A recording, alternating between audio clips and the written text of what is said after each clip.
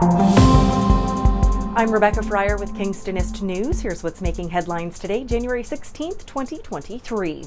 Police ask you to be on the lookout for a wanted offender known to frequent the Kingston and Belleville areas.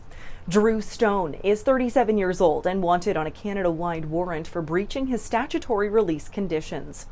Stone is described as white, male, 6 feet 3 inches tall and approximately 160 pounds with short brown hair and hazel eyes.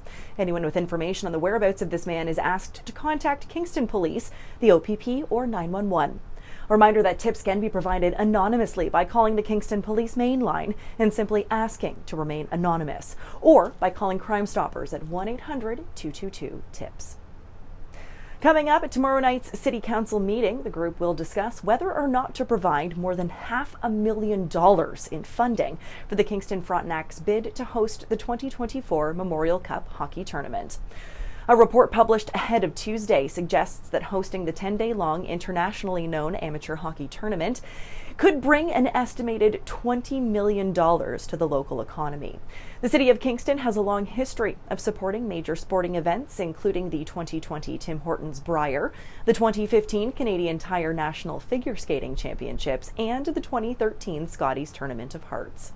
This bid would mark the second time that Kingston has campaigned to host the Cup. The owner and operator of former West End Jack Tuesday's Sports Pub has lost their latest appeal, this time in the Superior Court of Justice Divisional Court for failing to comply with COVID-19 pandemic guidelines dating back to 2021. And once again, owner and operator Kelly Hale appeared alone and without legal counsel, acting in his own defense, while 3 judges oversaw the proceedings.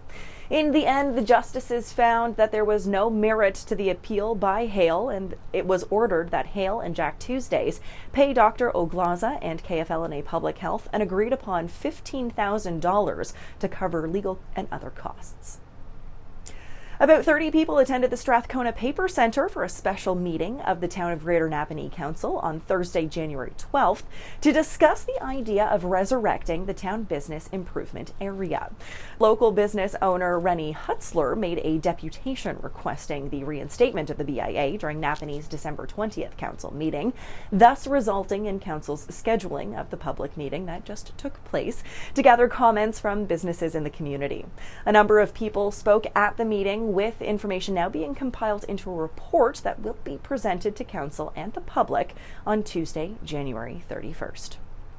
Speaking of BIAs, the downtown Kingston business improvement area announced that Optic, the display that will now be set up in Springer Market Square instead of on Sydenham Street as originally planned, it's moving. The BIA says the reason for the moving of the musical art installment was logistical compatibilities, but they declined to elaborate any further.